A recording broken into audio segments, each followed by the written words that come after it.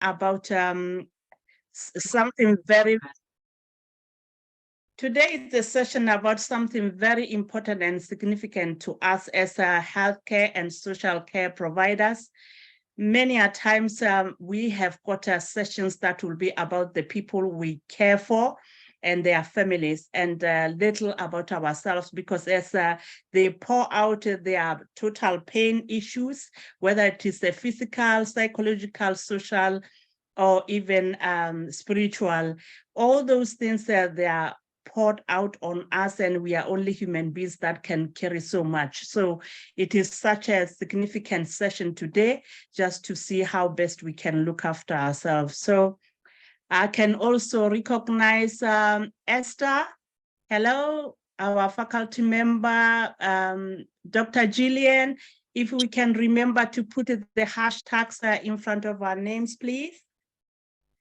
I can also see Dr. Sure. George somewhere. Hello, everybody. Hello, hello. Masters, we also have Dr. Gemma Wright. Dr. Gemma Wright is our pediatrician here in Wales, and she's got the background of South Africa, Major. She is your own. So she just wanted to join and observe how we do things. So welcome, Dr. Gemma. Do you want to say a word? Thank you very much. Thanks for the introduction. Thanks for having me. It's been really interesting. I haven't necessarily been able to attend every session, but I've been watching on catch up. So it's been really inspiring to hear what you're doing in Lesotho in South Africa. Thank you. Thank you. So we still got a couple of minutes to welcome our other colleagues. Otherwise, as I mentioned before you came in, Julian? His hand up. Yes, thank you very much. Oh, there's a hand. Oh, Dr. Hassan, sorry. Yes, ma'am. Yes, yes. Okay, before the start of the session today, I just want to request our presenters today kindly also during the presentation, please put a few minutes to discuss on when the colleague in the team can affect also the care of the self-care, like the interrelation between the team members. Sometimes it can affect the wellness of the other team members. So I would kindly request to talk a few minutes on that from our presenters. Thank you very much. Wonderful, wonderful, Dr. Hassan. I think we have got such a wonderful case studies, case presentations that have got elements of that as well, because not every decision that as healthcare or social care professionals agreed on when it comes to the care of our patients, sometimes that can become another issue. So if I may ask our colleague Esther and Dr. Gillian to remember to put the hashtag in front of our names, just to be able to assist our colleague who will be doing breakout rooms, if we may be able to do that to identify the faculty members. Welcome, Irene, another faculty member there. Hello. Yeah. So we are 29 so far, so maybe we might need to start just to be able to be on time. In the past sessions, there have been some sessions that we have really gone over our time limit, but probably it's time to continue now. If I may ask our colleagues who have just joined to put your names and where you come from in the chat, because we might not be able to have a chance to all introduce ourselves. So this is our fifth session, a session that is so much appealing to us as healthcare and social care providers, whereby we have to now apply the same total pain model to ourselves, to look for ourselves in terms of our physical being, psychological, emotional, all the elements socially, and even interprofessionally, just to see how best we can be healthier providers, because if we are healthy, we can be able to deliver better quality of care. So this is a wonderful session that Sister Harriet will be able to deliver.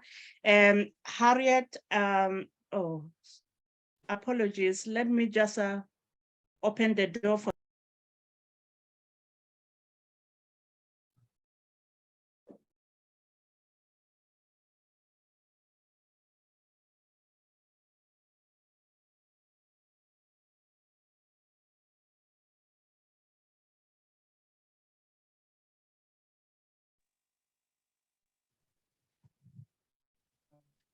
apologies. And I was just saying, this is Sister Harriet who will be delivering our session for this evening.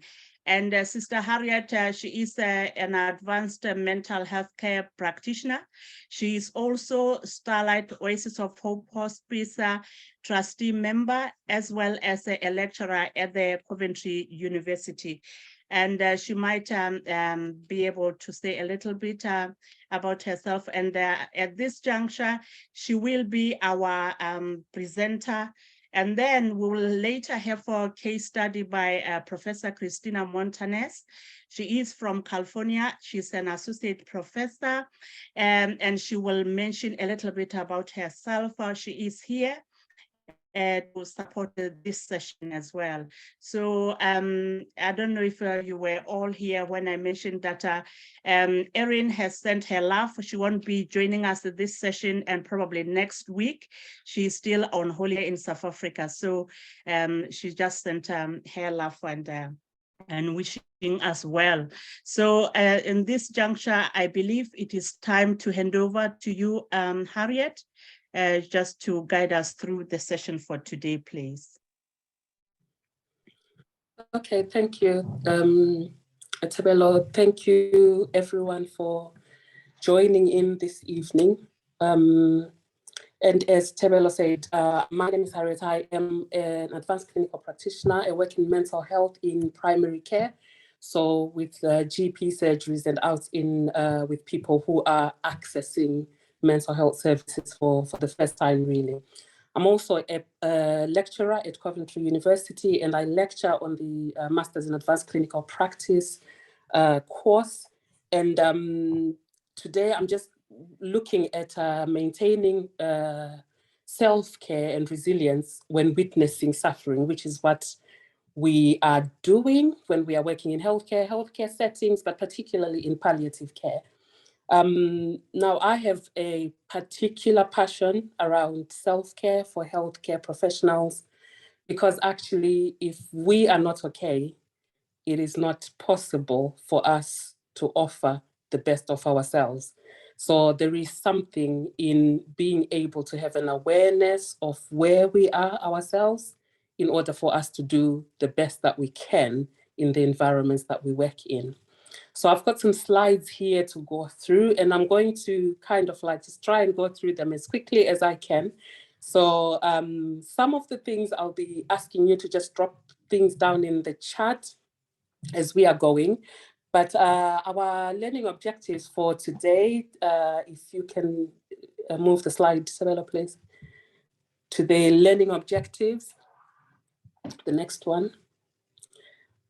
We want to, by the end of this session, that participants should be able to explain what is self-care and why it's important, to identify any challenging clinical experiences in your own practice and how they affected you, because ultimately they will, and how you can look after yourself in those situations. Then to develop self-care strategies and create a plan for your own self-care. And then support stress management interventions within a multidisciplinary team. Okay, thanks. Next slide. The next slide, okay. So the first question really, or the first thing to consider is, what does self-care even mean? What does it mean to you when we say self-care? You can drop some stuff in the chat to express what is self-care to you. What does it mean when people say self-care? Because there are perceptions out there that self-care is selfish, that when you actually look at yourself and are trying to maintain something of self-care, that can be considered selfish, particularly as healthcare workers, where we're supposed to give, where it's about compassion, where it's about what we can give to other people. But in actual fact, healthcare professionals are inundated all the time with reminders not to neglect the caring for our own bodies and our own mind. Looking after oneself, as somebody says in the chat. We are told about this all the time. In as much as we promote holistic care for patients, we've been talking about total pain, we've been talking about psychological, holistic looking after our patients. But in as much as we can talk about that for our patients, for the people we're looking after, how much do we consider our own holistic well-being? In other words, how can we promote or give?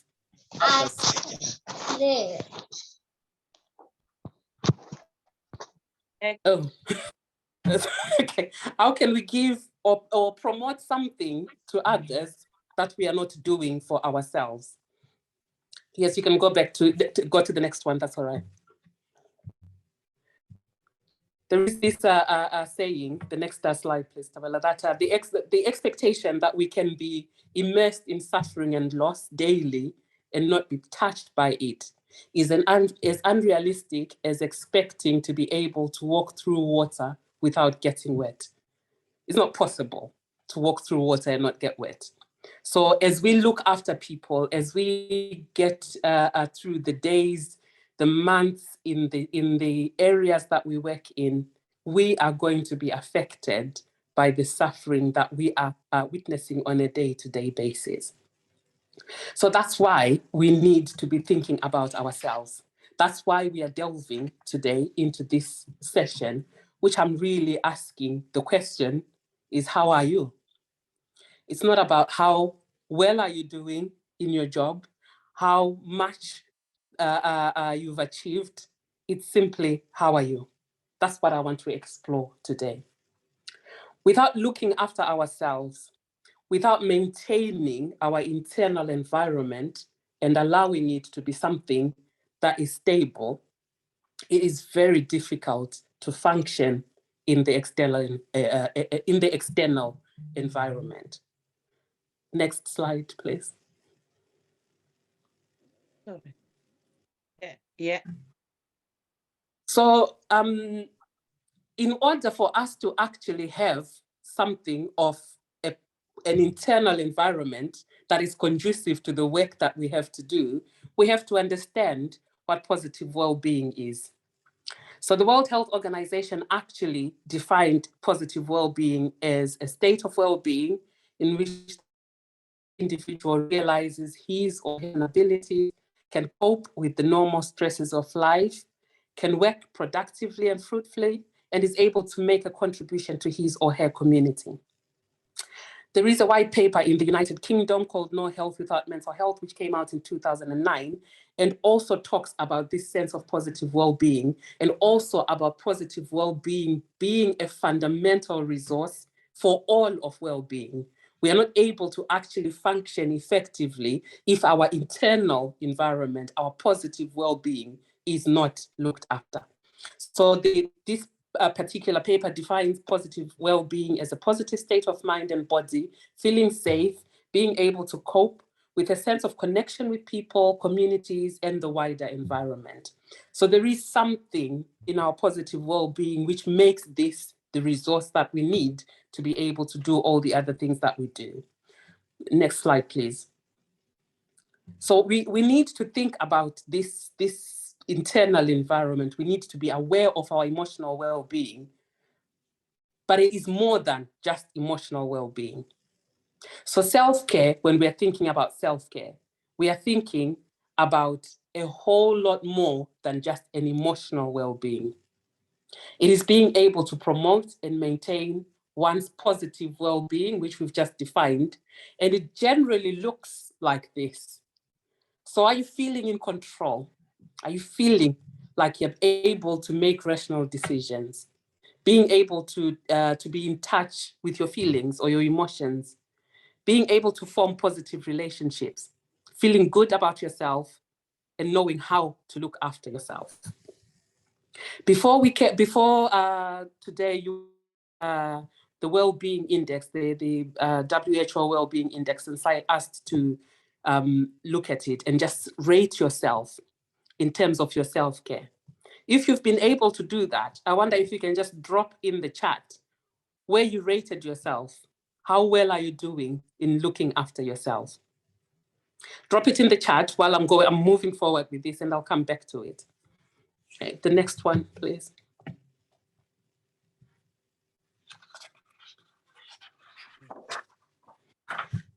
Next slide. So why do we talk about self-care? Well, because we are working in healthcare settings, and it is very difficult because we witness and are part of people's most difficult and vulnerable moments and suffering. We cannot help but be touched by what is fundamentally human suffering, because we are also human. So we get touched by these things in a fundamentally human way. Healthcare workers, alongside all our other tasks, all the other tasks that you have to do, all the practical things that you have to think about it, you also have to realize that you are emotional laborers. This means you are working with your emotions, and you're expected to manage stress and regulate your emotions in very difficult situations. This is why it's important to talk about self-care and offering the same compassion to oneself as you offer to your patients. Next slide, please. If we're not looking after ourselves, if we are not understanding this concept that we are emotional laborers, we are going to find ourselves with stress. And that is the beginning of problems for how we manage our work-life balance. So some of the stressors, particularly in palliative care, include feeling that you're not doing a very good job,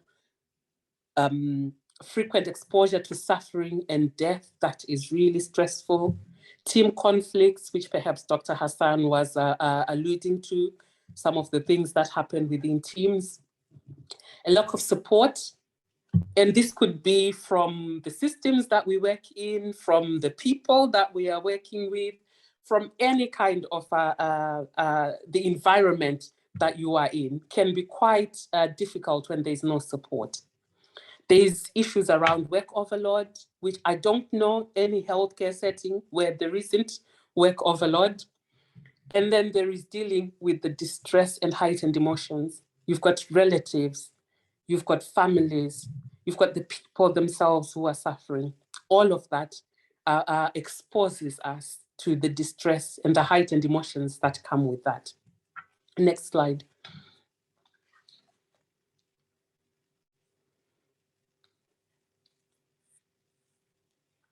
There's also issues around large patient volumes, insufficient resources, or feeling poorly managed. Again, very common in any healthcare setting.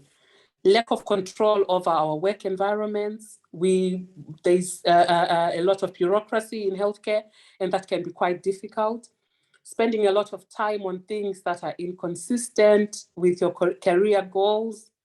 Finding it just difficult to get to where you need to get to with your career, and work which interferes with home life. I think, again, all of those things are very, very common within our settings.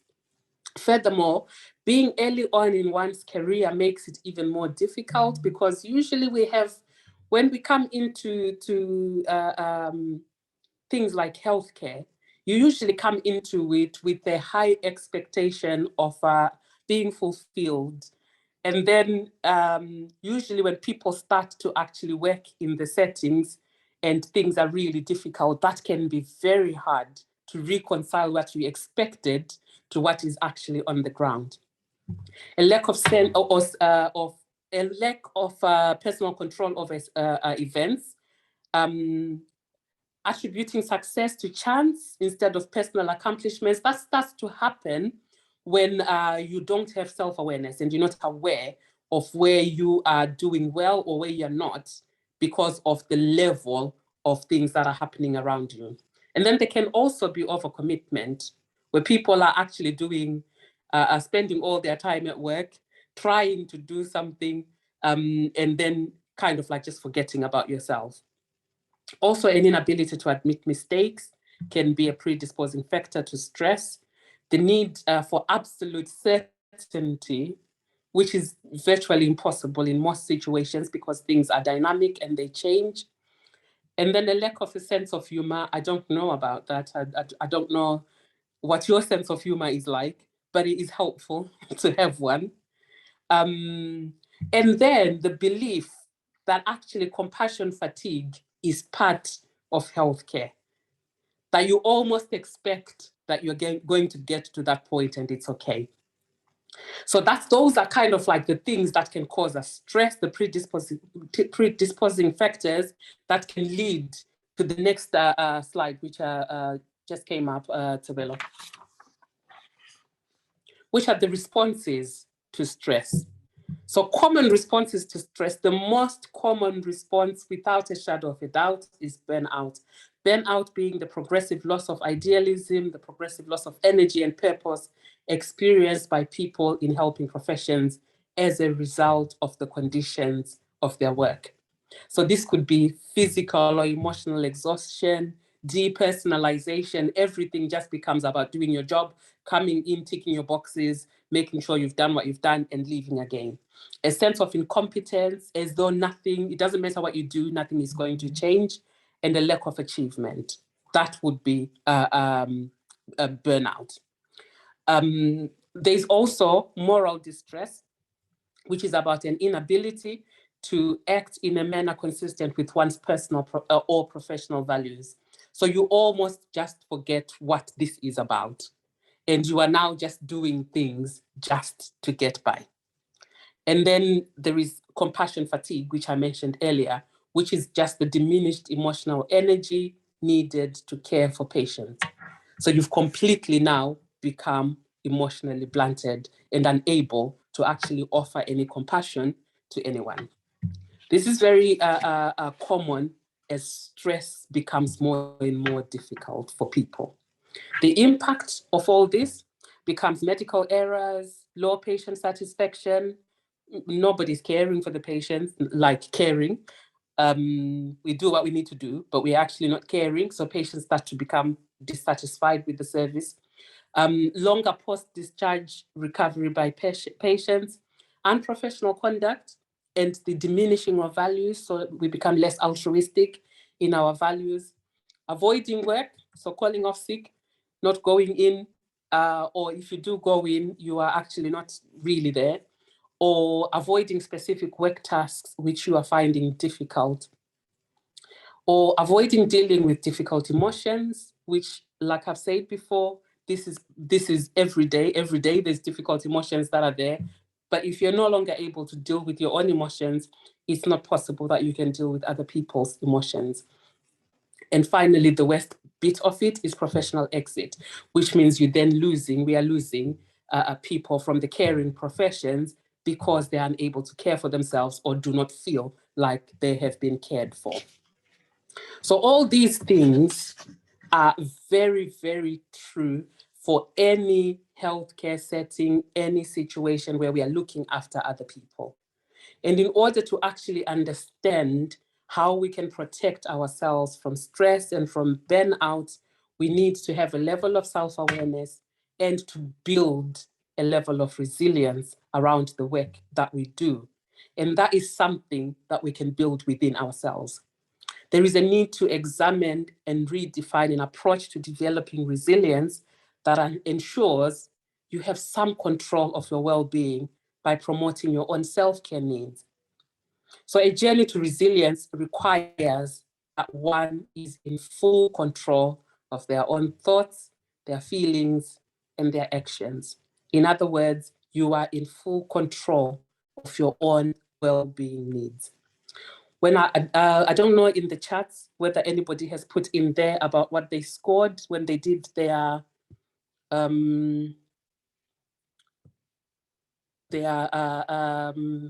self-care tool. Just going through, I can't see anything. Or someone say they scored at 21. Now, if you look at the explanation for self-care, for that form that you've just done, if you scored 21, it is actually showing that you are actually struggling, that there is a need to actually look at your self-care. When I scored myself, I scored 66%, 66 out of 100. But the only reason I scored that is because I'm not at work at the moment and have not been at work for the last 3 weeks. So I'm feeling quite chilled and quite relaxed, and I've had an opportunity to actually look at myself and think about what I'm doing. So the issue we have a lot of the time is that we are actually not aware about our own well-being. We are not aware about what's going on with ourselves. So the next few slides, I'm just really going to drill down a little bit into resilience and just thinking, how do we develop this resilience? So if I asked you right now to just think about resilience and what does resilience mean as a word, again, drop some words into the chat while I just go through this slide. What does resilience mean to you? If you can be asked a word that means resilience. Because resilience is a significant aspect of well-being. It speaks of our capacity to carry on regardless. All these things that I've just talked about, these these conditions that are already there in our way of working, they're going to be there regardless of what we do.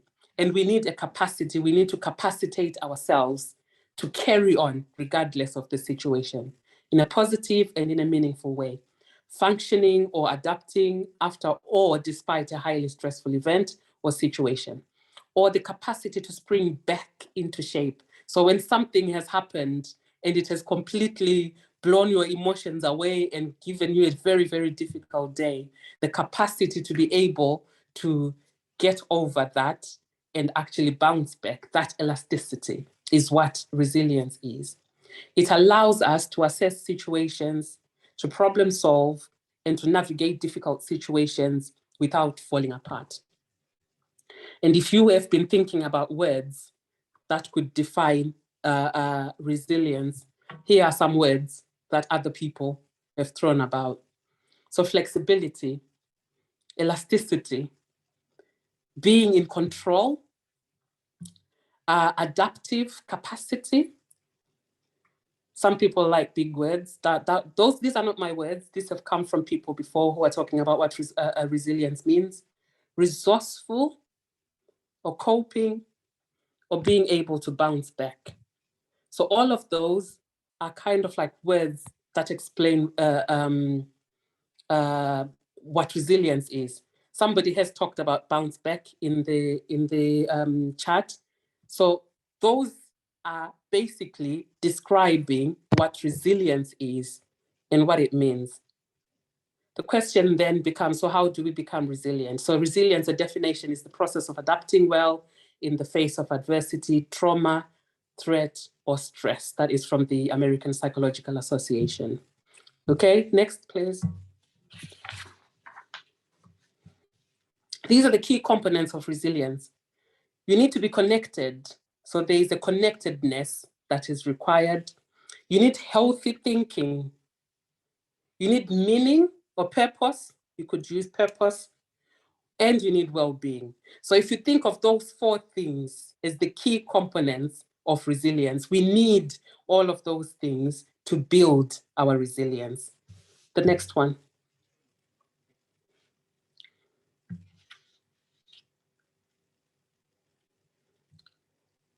And the best way to start our journey or our path to resilience, not resistance, that's the wrong word in there. Our path to resilience, the best way to start at this path is to understand how we are wired as human beings. We are wired in a certain way. So this internal environment that I spoke about at the beginning, where I'm saying you need to have a control and understanding of your internal environment in order to function in the external environment. The internal environment, the one that makes up your well-being, is composed of your thoughts, your emotions, which then guide how you act. Okay, next slide, please.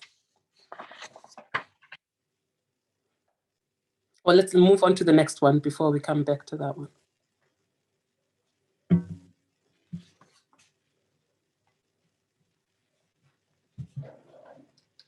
Okay, sorry, Tebello, go back to the one you've just come out of.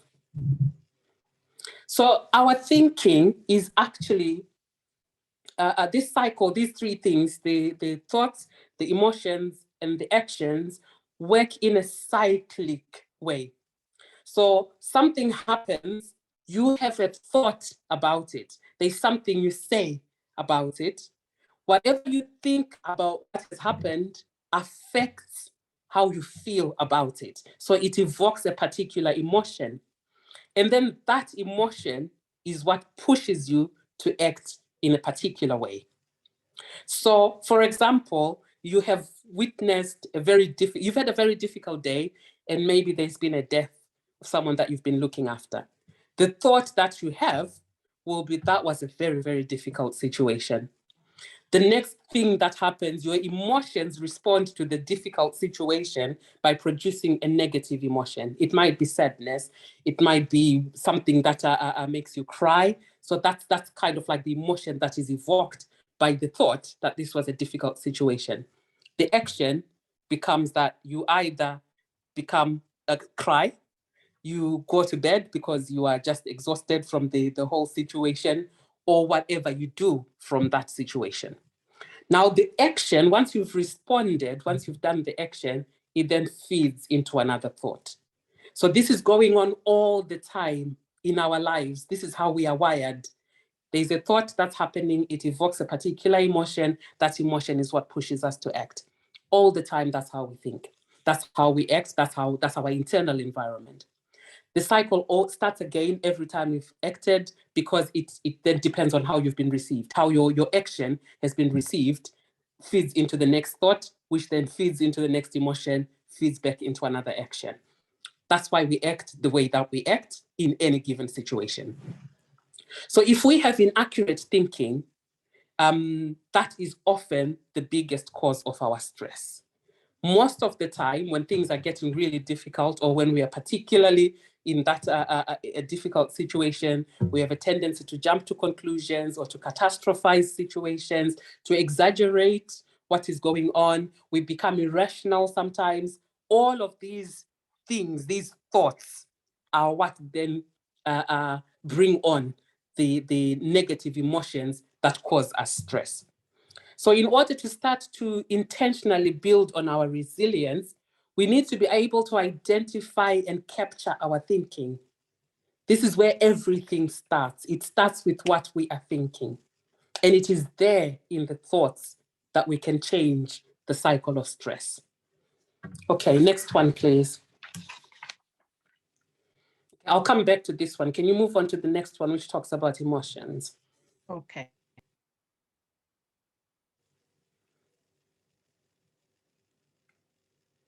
So if thoughts are giving our emotions what to feel, we also need to understand emotions.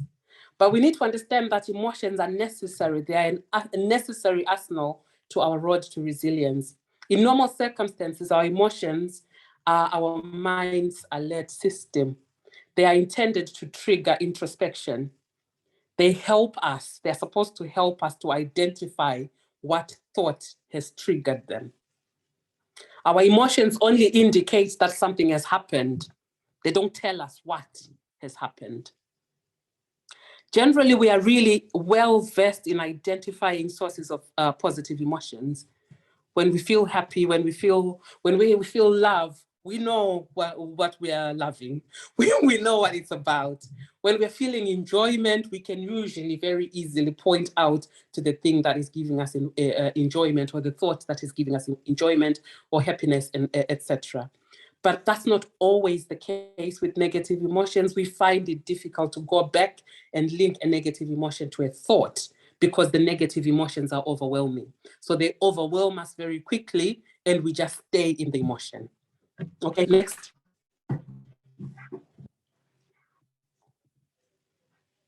But actually emotions have a purpose. And their purpose is to protect the ego. The ego in psychological terms is just you. That's the you, that's you. And it's that internal you. So emotions actually want to protect the psychological equilibrium of you. The mind has 3 psychological needs, and it will protect these at all costs. If these are threatened, negative emotions are the warning trigger that something has been threatened. So those 3 psychological needs that we all have are a need for security. We need to feel secure in ourselves. A need for significance. Everybody wants to know that they belong somewhere, they are someone, they are not just ignored. And we have a need for esteem or dignity. We need to know, this is why we wear clothes, because it provides us with that sense of dignity, that sense of esteem, that sense of this is who I am. When those things are threatened, negative emotions are brought in. If you think about the causes of stress that we're talking about earlier on, you can probably find some of those are threatening security, some of those are threatening significance, some of them are threatening dignity or esteem. And the minute that your body, your mind feels that those things are threatened, it starts to produce negative emotions. So you need to have a balance. So that's why you've got that balance. If your mind feels insecure, it produces negative emotions. If it feels insignificant, it produces negative emotions. If it feels that it's being condemned or that there is an indignity, it produces negative emotions. Most of the time, you are not aware of the security threat because it is in the thoughts. Okay, next, please.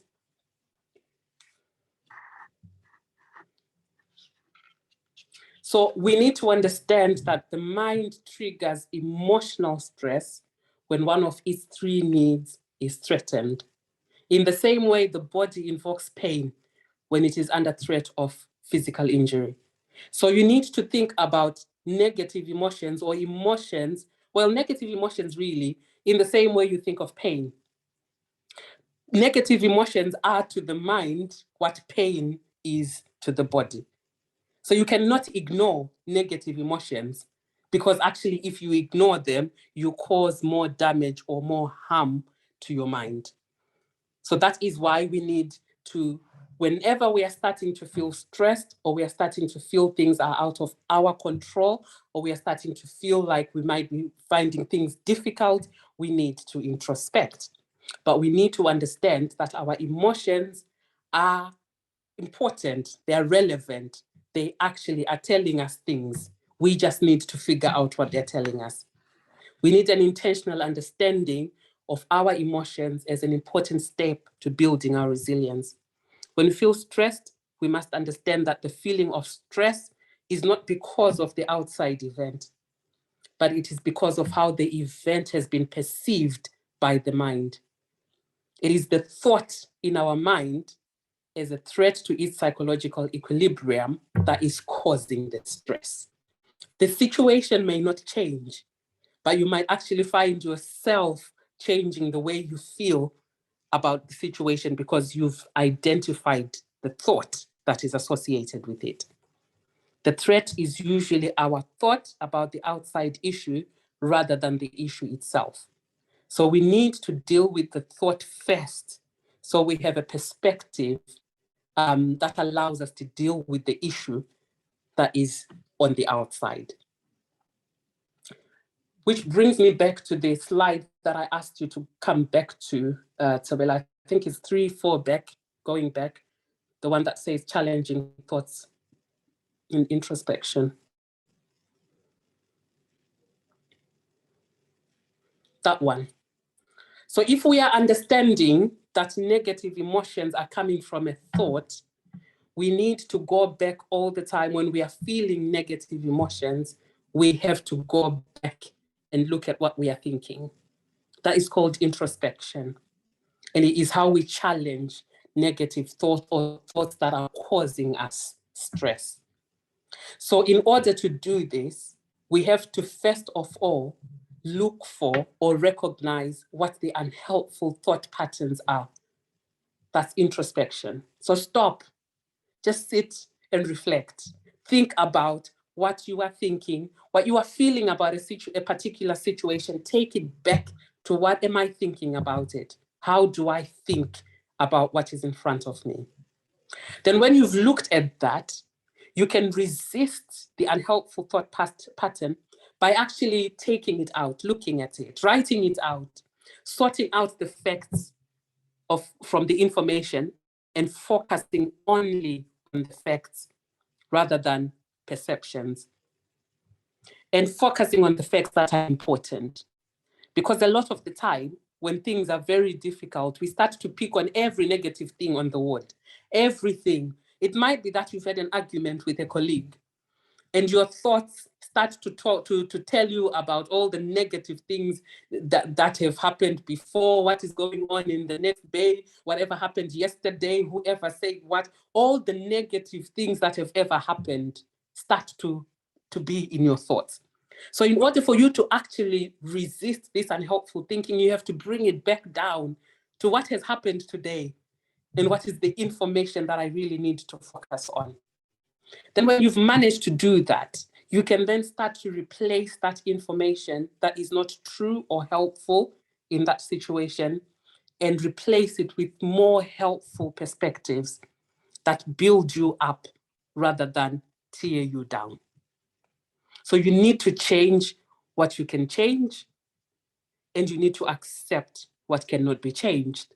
That way, you can then find a balance of where to actually sit in terms of your perception. Once you've been able to actually shift your perception to a more balanced thought, you will find that your emotions will start to stabilize, and that helps you to not feel so overwhelmed or so stressed. Okay, thank you. Yeah, there's a few to go, isn't there? I took you back a little bit. So if we are understanding that we need to understand our emotions, we need to understand that they're coming from thoughts, and then we need to capture the thoughts and actually make them into a perception that's helpful to help our own emotions in order to act in a way that actually is helpful and gives us positive feedback. Because that cycle needs some positive feedback in order for you to start to make yourself feel a little bit better about a situation. So all of that requires you in the first place to actually have some compassion for yourself. We need to understand that we are working in really difficult conditions. Our conditions when we work in healthcare are difficult. We are dealing with emotions, we're dealing with human beings, we are dealing with suffering, we are dealing with people. And that is very, very difficult. In the same way that there is an expectation for you to have compassion for these people, you need to start with compassion for yourself. You need to recognize your own humanity. Before you can look after people, you are a person. So we need to understand that people, me, myself, we are imperfect and we all experience pain. Then we need to be mindful of maintaining a non-biased awareness of experiences, even painful ones. This means that we are supposed to look at situations and understand this is painful. If it's a painful situation, it's a painful situation. We can't pretend it's not. And then we need to then have some kindness, self-kindness. Refrain from harshly criticizing yourself. If you can see yourself as a human being first, if you can understand that no matter what, situations are situations, don't try to sugarcoat things. They are what they are. And then be kind to yourself.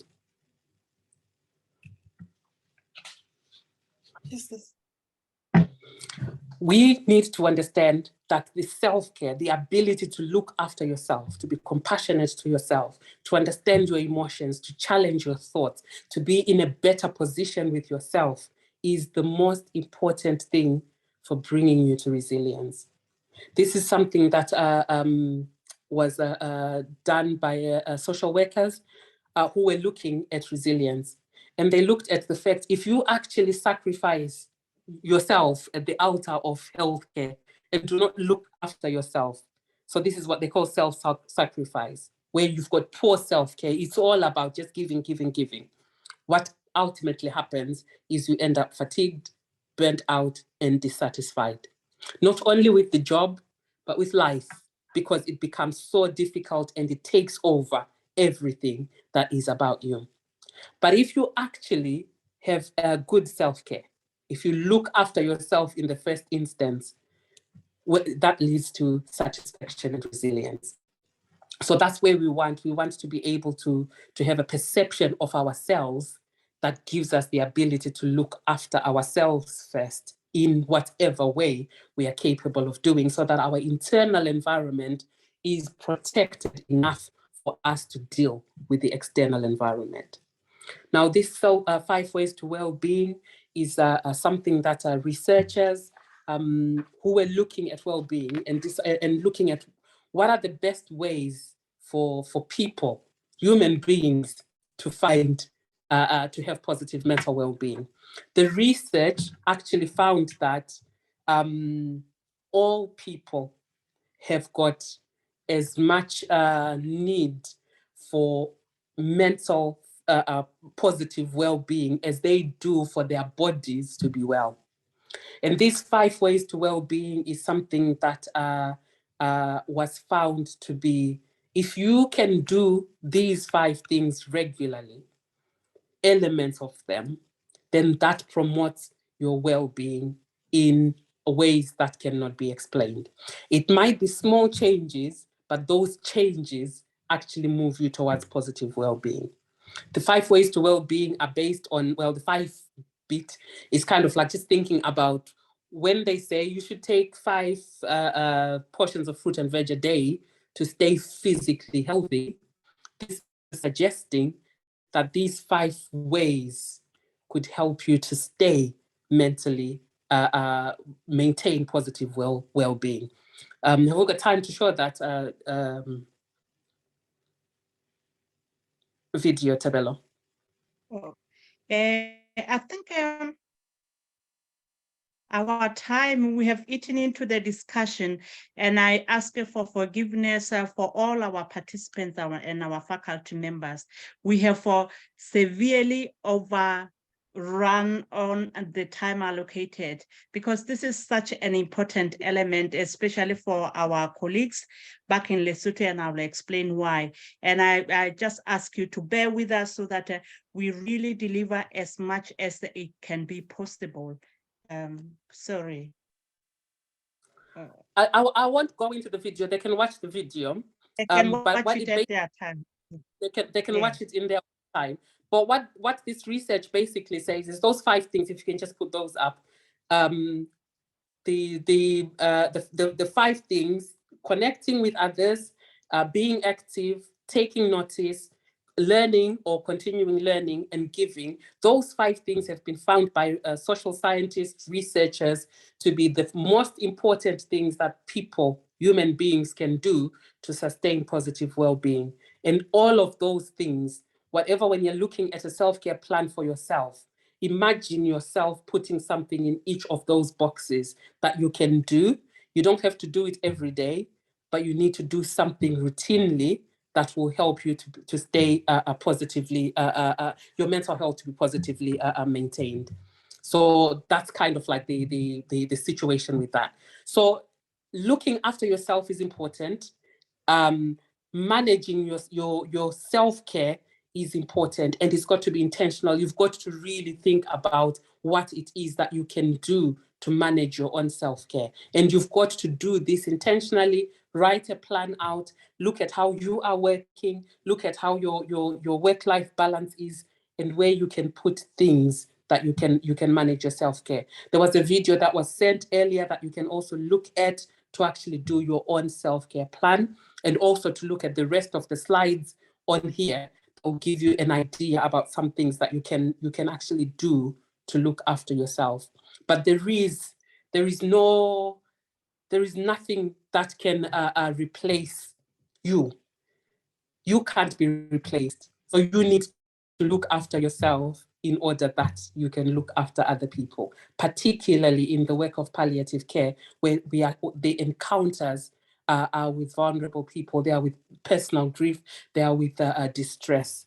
It is highly important that you look after yourself to prevent burnout and moral distress or compassion fatigue. So I'll leave it at that.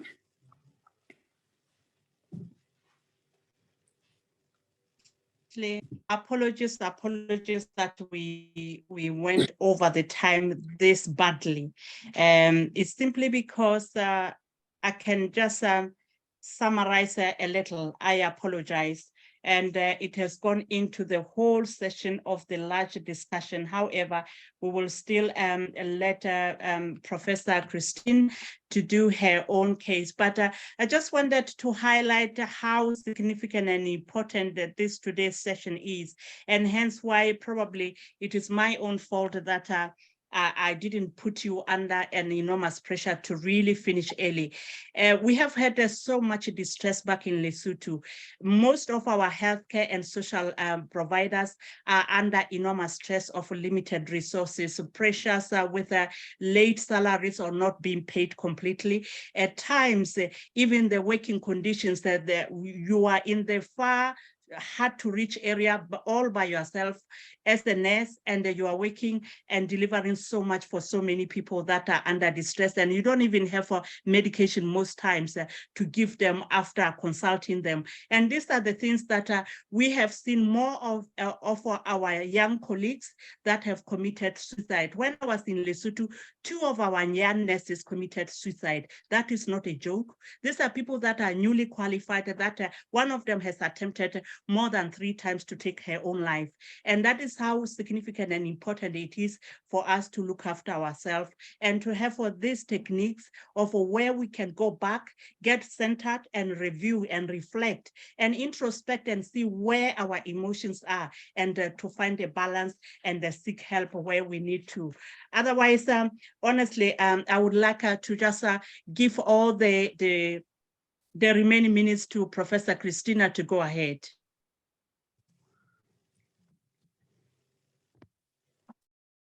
Hi, everyone.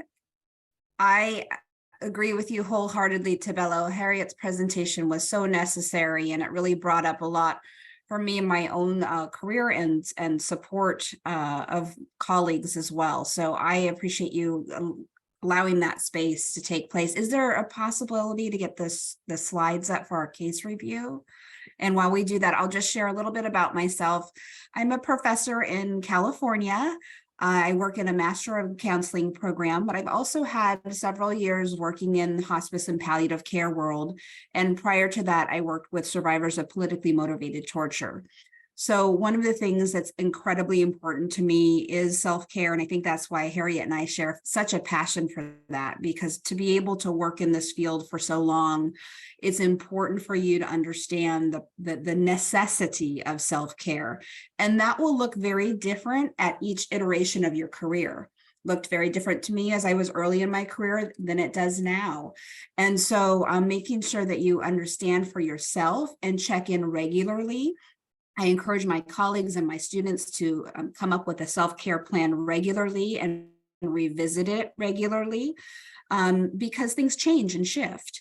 And so I truly appreciate, Harriet, your emphasis on the whole pattern of recognizing, resisting, and then replacing those thought patterns, because it can really impact what we do, especially if we're working in challenging environments. And one of the things that's really came up for myself and colleagues is the context of COVID. You know, we're all coming out of that, hopefully, in our respective areas. and it gave us an opportunity to look within and see some of those areas of our systems that need some support. But my task with here today is to go through a couple of different cases. And Tebello, just so I know, how much time do I have so I can modify this before we go into breakouts if we decide that we want to do that? Probably we might just do one case just to give you 10 minutes so that we will have time to go into breakout rooms and have 20 minutes in the breakout rooms, because we haven't had the larger group discussion. Okay, yeah. That sounds good. So we have case here, baby Zoya, who's 6 months old and originally came to the hospital with progressive weakness. She was not able to sit. She was having some trouble swallowing.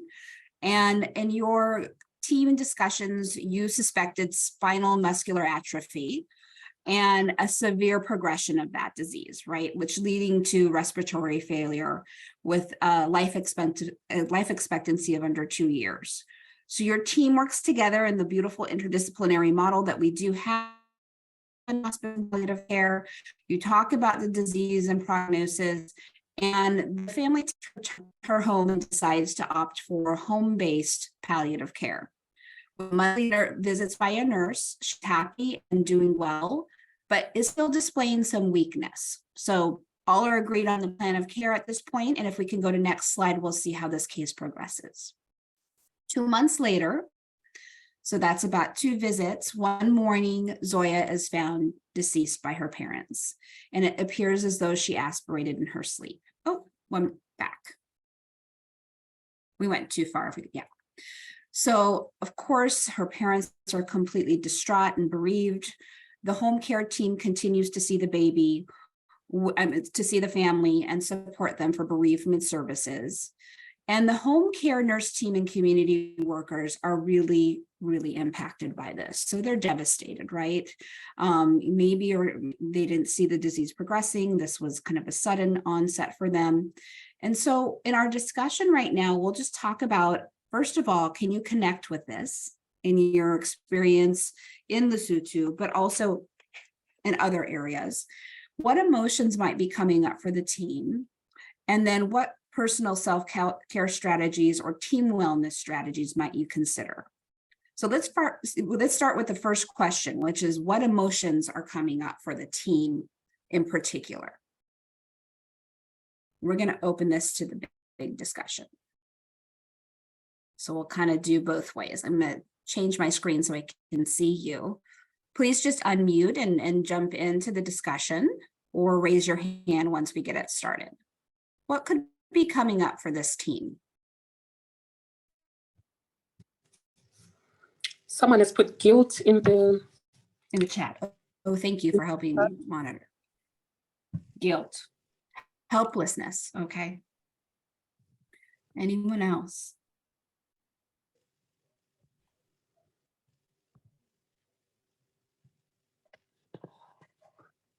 Overwhelming so far. We have guilt. Anyone else? Anger, shock, disappointed, emotionally drained, sadness, self-blame. Okay, that kind of would have, could have, should have, like what did we miss? What did we didn't? Exactly, the second guessing. Okay, stressed. Absolutely. These are all very, very natural feelings, right? As we just discussed with Harriet, to experience. Okay, somebody is stating, impact on, angerness, loss of hope. Where's God in this? I see that quite a bit. I'm a spiritual care provider, so that kind of questioning of God and the spiritual implications for that, stressed. Okay, maybe how do we prevent this from happening again? Can we? What strategies can we put in place, right?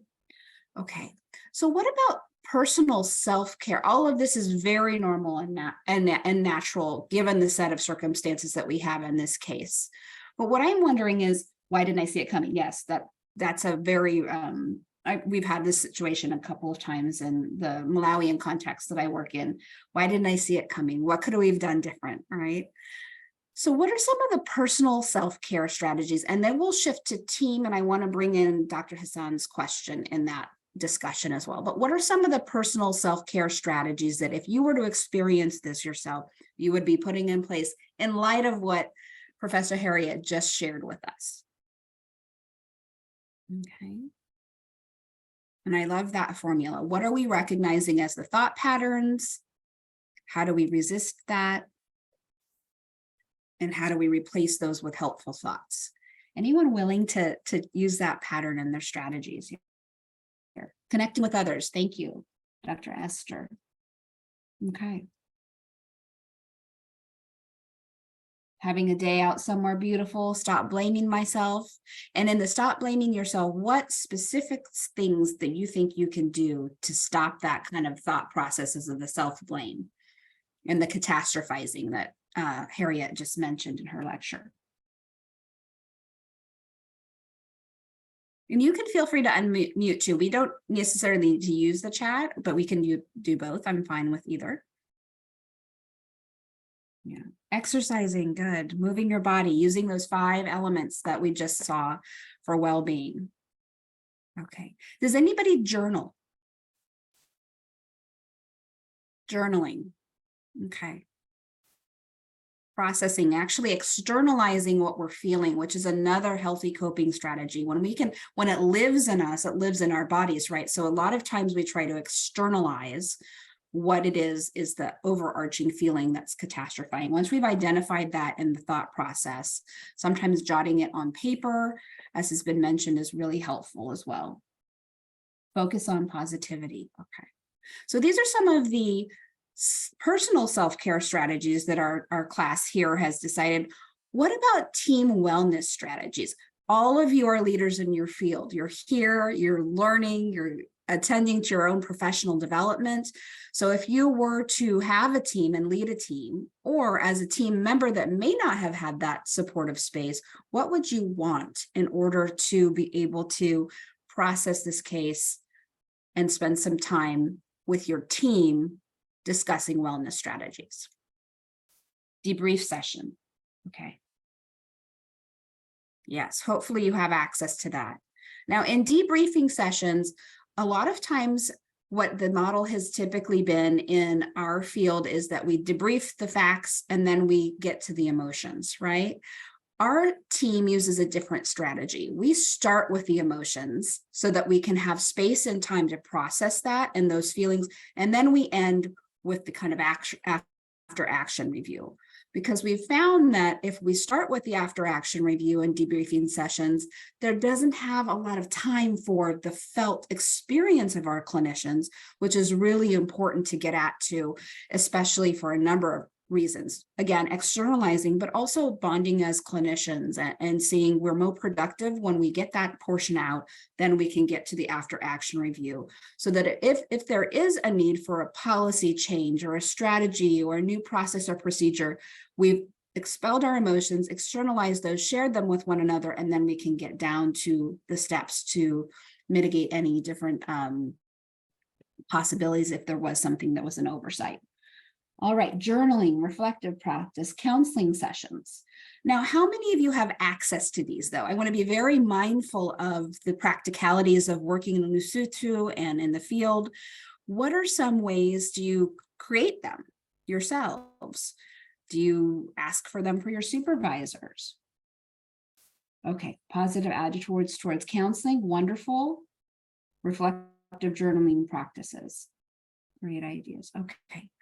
So one of the things that's really important, and I encourage you, and when Tebello and I were talking about this portion of the course, and with Harriet as well, is the power of having colleagues and consulting groups. So if you don't already have something like that, I highly suggest that you develop that, maybe even with people in the cohort here, so that you can review cases, and having a case consulting group where you come up with some norms of your own within your own group and a structure for processing very difficult cases. It can be so beneficial and really help with longevity in your career here. And having a professional structure with which to do that is not only self-care, but it's part of maintaining the ethics of our profession, right? One of the things that Dr. Hassan mentioned too was when you have difficulties or you don't see eye to eye with your team members about a strategy or a case, having forums within which to work through those becomes important. And having some structures in place, like maybe a ballot group or other types of consultative group structures, is very helpful in working through those situations. It's also, I would like to say, part of our ethics, right? And many of us have codes of ethics within which we work. And part of those is kind of gatekeeping the field, so to speak, and knowing when we're in distress, right? And when we have colleagues that may be what we call impaired workers. And there may be a variety of things and reasons why at some point in our lives we may touch into that zone. And having colleagues with which we can speak, with whom we can speak and develop strategies for from a place of caring and compassion is incredibly important in this field. I'll give you a little bit of an anecdote. I early on in my career developed an eye twitch when working with patients and in stressful situations. And it was an indication to me that I was at a stress level that, wait, what's going on with this? And I had some colleagues that said, oh, you developed the eye twitch. And it was a common reaction physiologically to stress. And it was really helpful and validating for my colleagues to say, hey, I've recognized that as a sign of stress. And here are some things that we can do together to mitigate that, and recognize that perhaps I can take something off of your plate, or we can approach a problem or a situation or a caseload differently. And so I share that little anecdote because anytime I get that little feeling or an eye twitch coming, it's an indication to me that my body is overworked and under-rested. And so thankfully, early on in my career, that was something that happened, and I've been able to mitigate against that throughout time.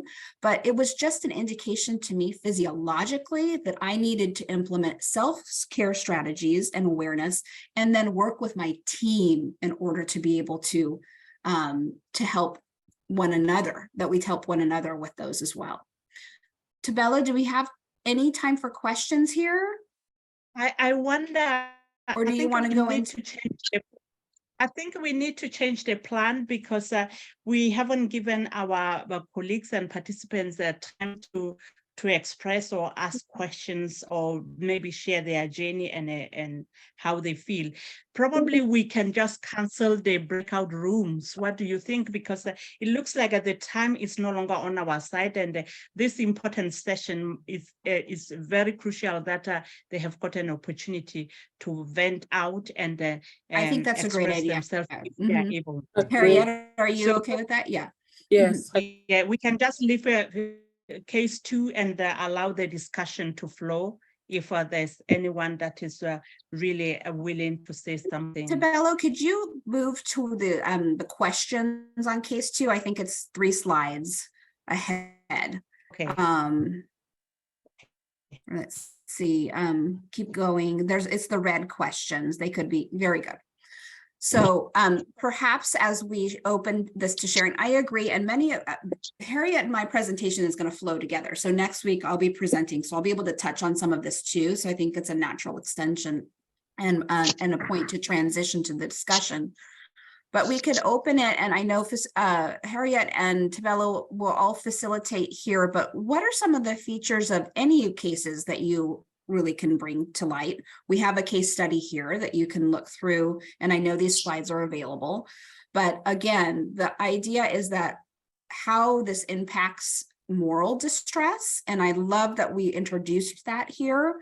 This was the major issue for my team of colleagues, both in Malawi and in the States, was identifying moral distress.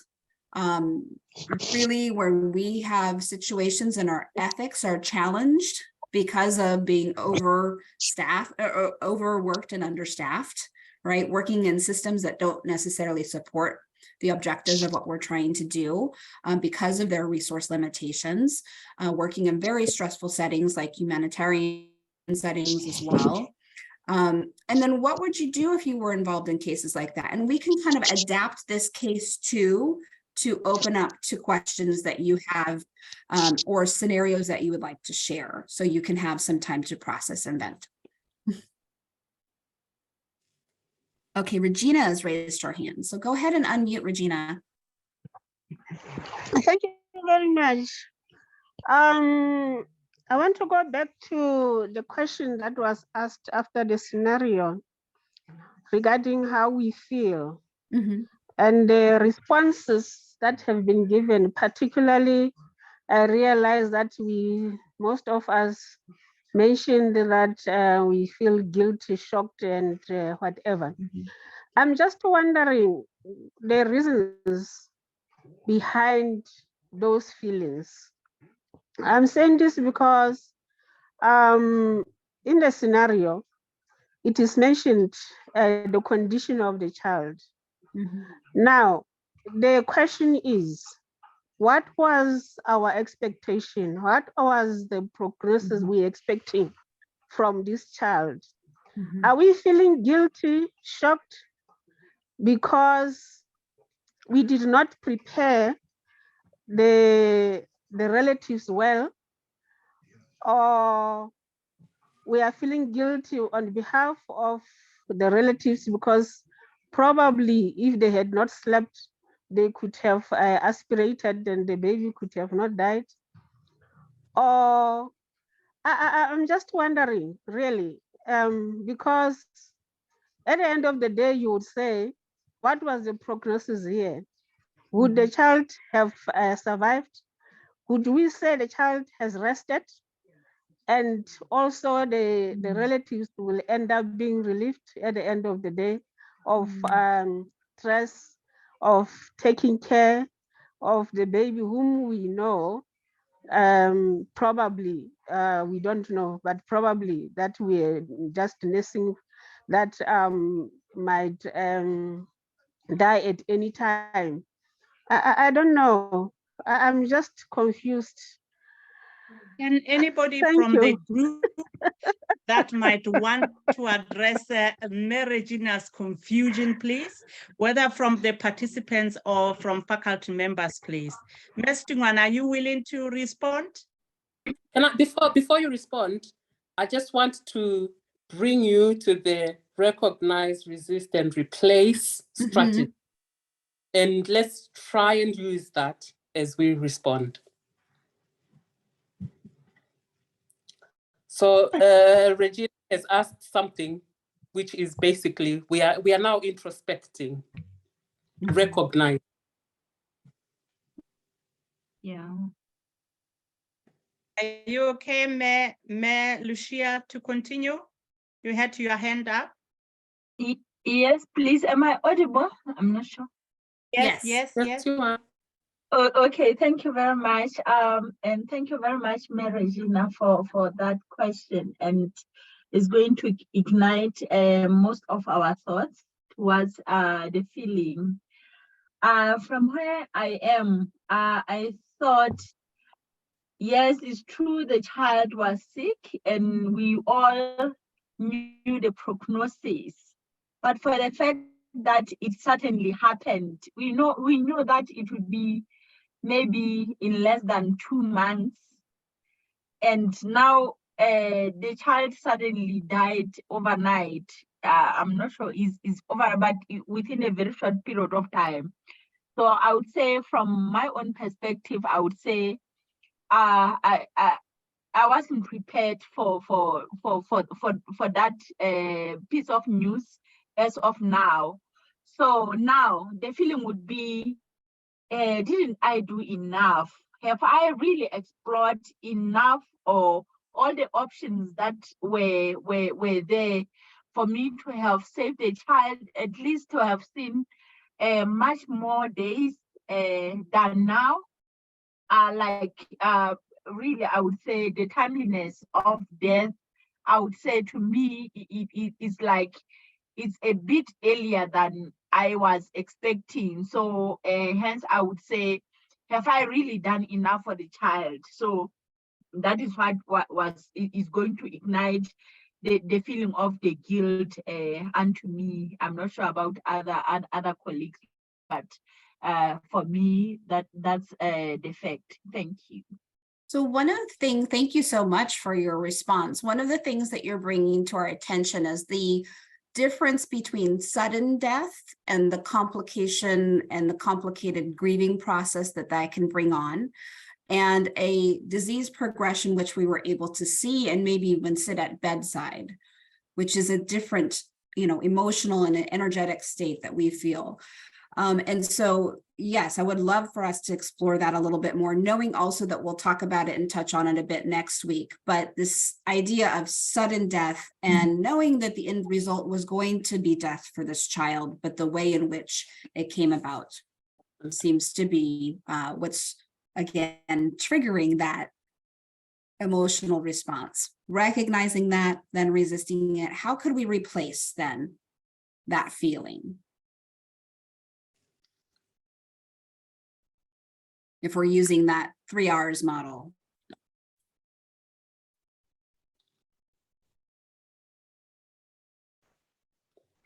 So I think, I can't remember who asked the question initially. Regina. Regina had already started to replace it. In thinking about, actually, when you are saying, well, I don't understand, isn't this where this was going? So you are already starting to replace because the emotion has been brought up by the suddenness, but the expectation was always that this is what was going to happen. So you're almost bringing that perception back to balance and replacing it with that. And suddenly you start to see the emotion around it starting to calm down. But I think the most important thing to recognize about feelings is that they're not supposed to make sense. Feelings don't actually tell you anything. They just tell you what you're feeling. There's a signal. Yeah. So they're not supposed to make sense. So it's okay. I think the most important things, particularly in teams, is this ability to actually talk about feelings. Because when you talk about them together, you can then just break those things down to come back to the reality of the situation. So feelings don't have to make sense. They just do what they do in response to whatever how the situation has been received in the mind. I appreciate that. Oh, go ahead. I appreciate that idea of a radar or a signal, right? And then that's your signal to look into and become that reflective practitioner, that introspection. So a lot of people confuse the two, right? They conflate feelings and thinking. And so what we're trying to emphasize is the separation of those and how helpful that can be. If you think of this recognize, resist, and replace model. Tebello, go ahead. I'm sorry, I jumped in there. Yeah, no, it's all right. One element could be because we are all human beings, and it could really trigger something in our memory that we have gone through in the past, whether while we deliver care to our patients and their families, or something that has actually happened in our own personal and private life.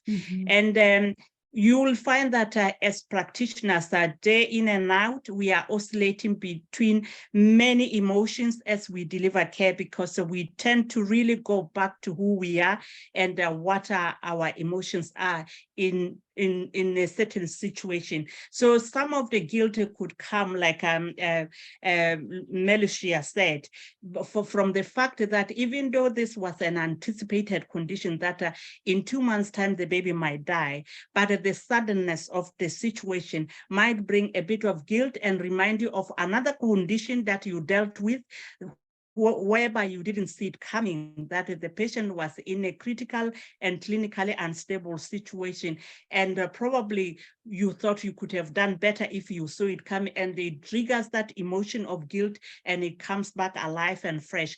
That is why it is so important after every situation that makes you emotionally and psychologically unstable, that as Harriet said, you recognize, you resist and replace, so that that that chapter can be positively closed and rested without it becoming alive and new every time you meet with a similar situation.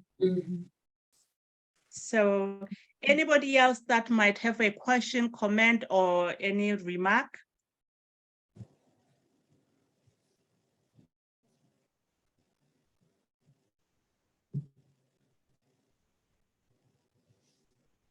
We also recognize Dr. Annette Edwards amongst us. Dr. Annette, hello. Do you want to say one word? Because you'll be seeing some of the people in Lesotho soon, who knows? So it might be nice for them to recognize your face now.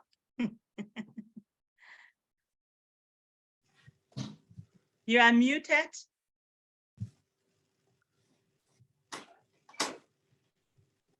We still can't hear you. Oh, sorry about that. Okay. Dr. Annette. Oh, there Can you hear are. me now? Yes. So better. Hi. I'm Annette. I'm been working as a consultant in palliative medicine in Wales, just retiring. And yes, I'm hoping to go to Lesotho in February to go and see how things get on there and see if there's a way that I can help support the project. That's it. Thank you. Thank you. Okay. Tebello, I'm just adding into the chat just to share everybody. Please take a minute to identify 3 strategies for your self-care plan. Yeah. Okay. And also there's the feedback introduction. in the chat as well. Mhm. If we can just check the link for the feedback after the session. We still got 12 minutes, colleagues. We have got time to really express yourself or ask, or even share your experience about the session. I recognize this must have been a deep and personal session, which might really leave people reflecting more than even having time to ask questions. But if you may ask questions or even express your own experiences, that is very much welcome, or any addition from our faculty members. May Gillian, anybody that wants to say something? You are free to contribute. Tebello, I just wanted to invite people specifically to share the context of Lesotho, because many of us are coming from other perspectives, and it's so important for all of the faculty here to understand your context, right? And so incorporate that. And I know Dr. Gillian had her hand up as well, so.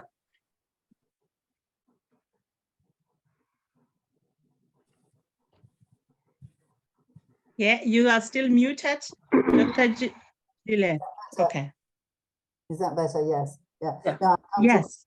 To context, but I just wanted to reflect that I think one of the most important things that we can do in practicing self-care is to be a role model for others.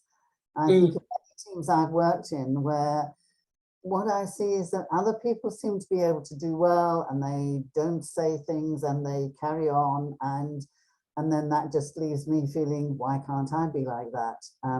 And then you discover later on that actually they are crumbling inside, or they've resigned, or whatever. So that presentation of Superwoman, I think I talked briefly about it when we were talking about communication skills.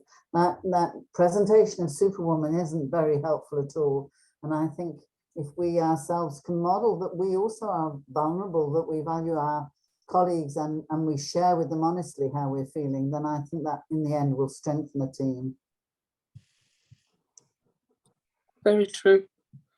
Thank you very much. And that brings us to the fact that it is very much relevant and something of good practice to have for the debriefing session, which are in our Lesotho practice. We don't have such meetings whereby we can really reflect and have a catch-up meeting, a short brief one amongst the team, just to see how are we doing. There's this case that seems like many of our colleagues have been a bit traumatized by it. How are we doing? What do you think? What could we we have done? What can we even improve on to minimize the chances of the similar situation playing out again? We don't have for such debriefing sessions. And I think this is a great call to acknowledge that as we work, we are experiencing so much of emotional overload that comes through our own personal lives within the teams, as well as within the practice as we look after patients. And we need to appreciate that we can really run ourselves into being people with be compassionately fatigued in a way that we lose sense of real touch with the emotions, and we end up delivering care in just being there, not necessarily caring for people with that holistic approach, but just to deliver because we are employed to come every day to work, because we have lost the sense of our own touch with how we feel and how our emotions are. Just to follow up on that, Tebello, the way that our structure works in both the Malawian context, and we have learned so much from our colleagues there and implemented, is the availability, hopefully, of the chaplaincy department. They often do a wonderful job of facilitating that. So just as you're structuring this, and we hope that you take away some procedures and processes to put in, nothing cumbersome, right? We don't want to add to already the complexity there. But if you do have something called a complex case debrief of sorts, it's great to have your chaplains lead that, or alongside your social care workers, and then also have a space for them, right? Where that tends to happen naturally among social service providers, but really being intentional about that, creating space for what process needs to support the people who do and lead the debriefs, the leadership of which all of you are, because you're participating in all of this. So it's important to have kind of those layers to it, but it doesn't need to be anything complicated. So just consistent. I just love that fact, because that is one of the elements that we are proposing in the restructuring, because we haven't got the chaplaincy services within our healthcare services, no pastoral care, except it is a Christian hospital whereby they already have such a structure, which there are not so many of the Christian hospitals, but they are there and they are doing well, because most of the Christian hospitals that I know, they have got a pastoral person or a chaplaincy. But in the public hospitals, we don't have for pastoral care. And that means that there's no much support when it comes to staff getting that kind of spiritual counseling, or even facilitating the debriefing sessions. So these are the things that are very much highly needed to support the mental well-being of the practitioners, so that they don't just run out of steam to deliver care when they are not being cared for. You know, there's an element of caring for the carers, and that's what we need in Lesotho. So we are left with 6 minutes at the moment. Anybody that might want to say a word, please, you are free to unmute and share or ask.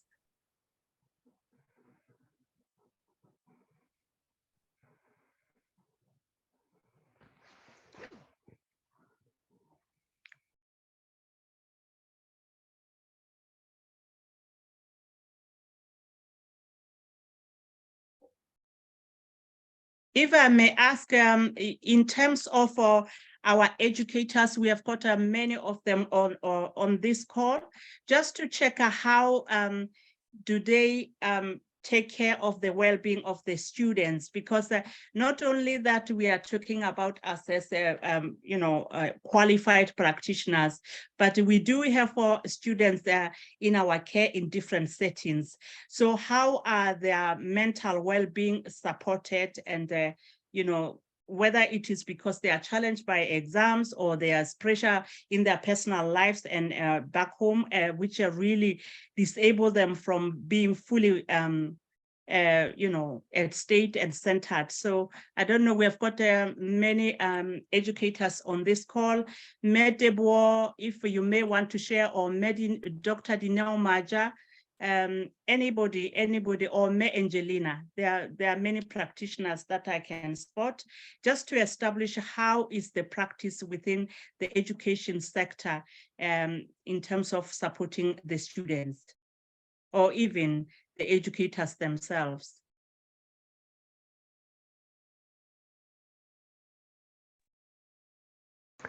Hello. Hello, Mary Regina. Okay, what do we call this situation in our culture, whereby if there is like a death in the household, the community comes for condolences, praying, doing all those things? How can we relate them to care and other things that we are just discussing?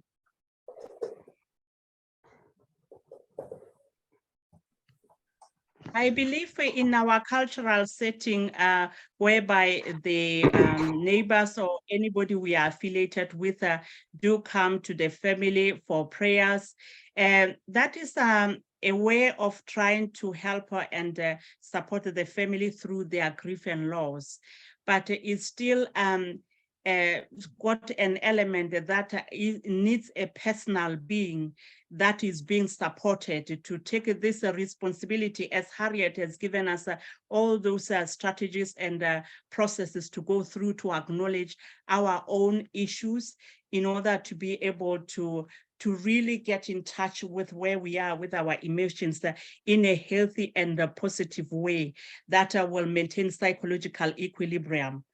Yes, it is socially and culturally, it is intended to provide that emotional support and somehow spiritual support, but it's still down to an individual that is being supported, that they take that personal responsibility and become intentional in attending to their emotional well-being.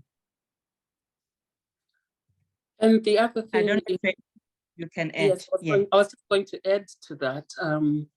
That actually the intention of self-care, the intention of resilience is to build up so that when difficult things happen, you already have resource. So there is something about an ongoing intentional way of looking after yourself, whether something has happened or not. Because that's how you build yourself up. It's almost like having a ready toolbox so that when actually something then happens, or your emotions are which is a lot of the time, but we are talking about, as well as responding to difficult situations, having an ability or a resource. Resilience is a resource. You have it all the time, so that when things happen, they will happen, but you are able to bounce back. I think somebody said bounce back as one of the words that we were talking about in terms of resilience. It's how you come back from difficult situations. So the internal ability to be able to come back, regardless of how much support you're getting around you, which you need, because that's where the connecting comes in. But you need to have something yourself that then helps you, so that the support from others is just a crutch, rather than that's all you're going to need to get better. So the same thing, if we are managing to do that for ourselves, we then have the ability to help other people to do that. So that means we can help our patients, we can help our families, we can help the people that we're looking after to also develop resilience around the difficult situations they have. And some of the strategies that other people from other courses would mention would be things like a meditation or a prayer, or just making connection with nature, do walk and really appreciate, and this sense of being intentional with gratitude each morning, even if you are not a praying person, but just to acknowledge things in a positive light. I am happy, I am awake, I'm alive, I'm still breathing. Things that keep you centered, like Harriet says, is a reserve and a resource that is already there, like a toolbox that is ready to go if you need to use it to hammer something outside. It's not like everyone that is giving the support is all that you can depend and rely on, because the moment they leave after that moment of being with you with comforting words and prayer, then you go back to your own self, and you still go down into the depressive mode, feeling lonely and isolated because there's no reserve. So we need to really keep on refilling our resilience package or toolbox, whatever the source we use, whether it's meditation, prayer, or just connecting with nature, or any other means that one might be familiar with, that helps them to be centered in terms of their emotions and psychological being.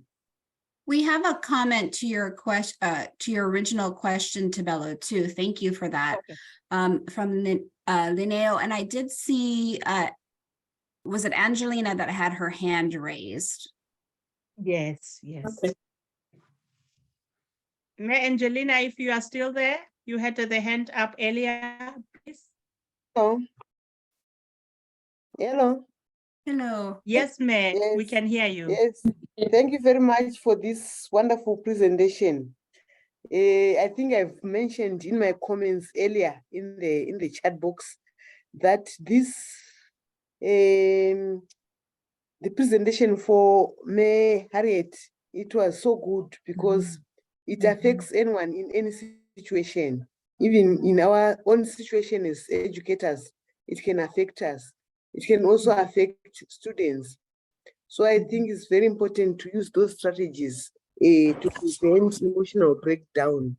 And the other thing that I also wanted to mention is that students, usually the first year students, the first time they go into hospital, they need a lot of counseling and support, especially when they meet the very ill patients. It's their first time to meet those patients, the very ill patients. It's also maybe their first time to see people dying. So most of them, they become so much emotionally affected that they need assistance to overcome that. So I think that is my contribution. The presentation at all, it is very, very helpful to us during our teaching and learning processes. That's wonderful. We encourage you to use those case studies with your paying it forward and giving examples of how you would talk through that with your students as well. Thank you, everyone.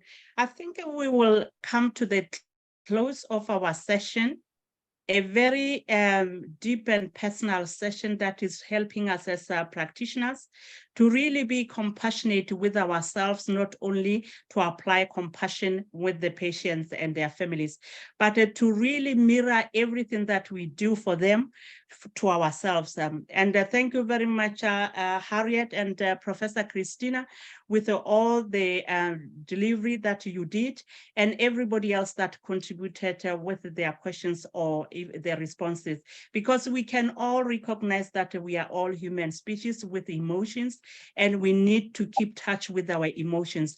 We have known in so many cases that even many of the complaints in the health and social setting, they are actually a result of all the issues that people will be relating to how they were made to feel. It's like the saying by Mrs. Angelo, who says, yeah, I might not remember what you did to me, but I know how that made me feel. Because at the end of the day, we need to keep touch with how we feel. When we are very much aware with the ever increasing workloads and other unhealthy work environments conditions, we can be really running ourselves into negative energies if we are not aware. And we just need to keep touch, reflect after each and every day. How was my day? how did I feel? Which feelings do you need to pay attention to? And if you have got a little bit of a negative feeling within you, can you put it down in writing? Because that helps you vent it out, because you might not have somebody around you to really tell about how your day has been all the day. Maybe you have just finished a 7 p.m. Shift as the next, and you get home when the children are in bed and the spouse or anybody, family member, are already in bed. You don't have time to express how your day went, but you can just, before just going into your sleep, you can just take a little book, journal how you felt, and that helps to really ventilate your emotions and come to terms with what really made you feel that way, and how to use the strategies that have been shared with us, the 3R.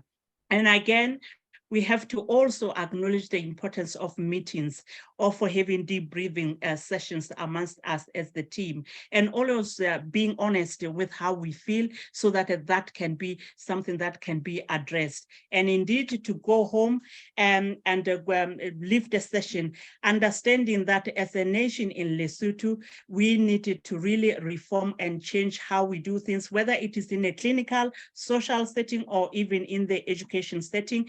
Think around the well-being departments, well-being services that we can deliver for ourselves and for those that we look after, whether it's students or the patients that we take care of. So I think on this note, I would like to thank each one of you for the time that we have shared, even though we have ran over by 7 minutes.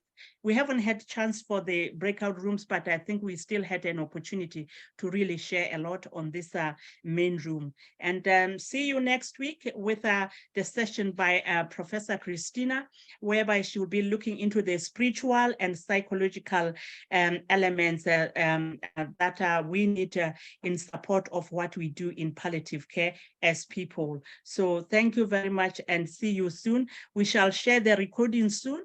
And let's remember to do the feedback as well, and watch the video that Harriet shared during the presentation, and the one that was shared before, just in case you didn't have a chance to watch it.